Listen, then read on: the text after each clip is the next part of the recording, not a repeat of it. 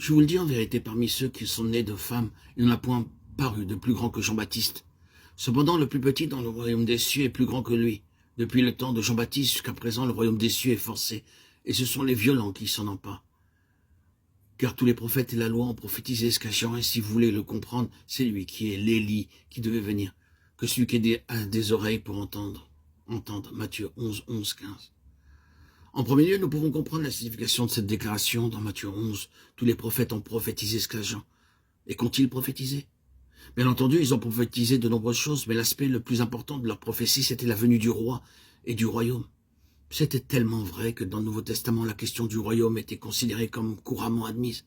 Quand vous ouvrez le Nouveau Testament, que vous lisez les évangiles, vous remarquez qu'il n'y a aucune explication donnée à ce sujet.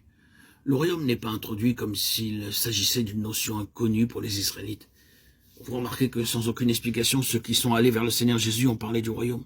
Et vous voyez le Seigneur lui-même en parler, alors que ceux qui sont allés vers lui n'ont pas même mentionné.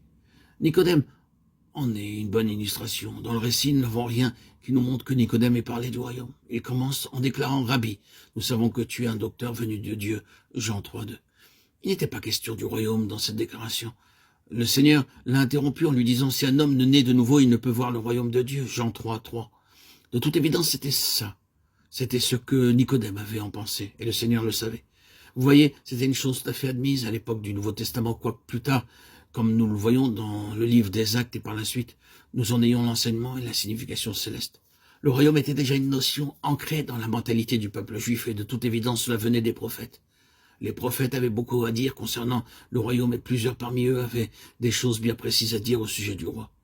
Notre intention n'est pas d'attester ces déclarations, vous pouvez facilement les vérifier. Qu'est-ce que les prophètes ont prophétisé? De manière centrale, ils ont annoncé le roi et le royaume. Quel a été le point culminant atteint par les prophètes en relation avec cette question?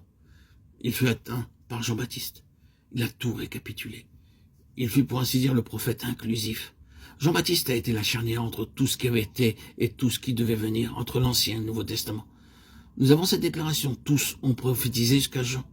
Quel a été le message de Jean? Répentez-vous car le royaume des cieux est proche. Matthieu 3, 2.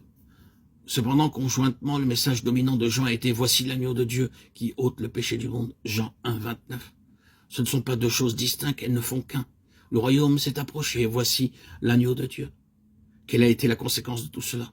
Depuis l'époque de Jean, qui s'est traduit par une nouvelle conception des choses, une nouvelle force, non plus celle qui était issue de la prophétie, mais désormais issue de la réalité. C'était le royaume des cieux.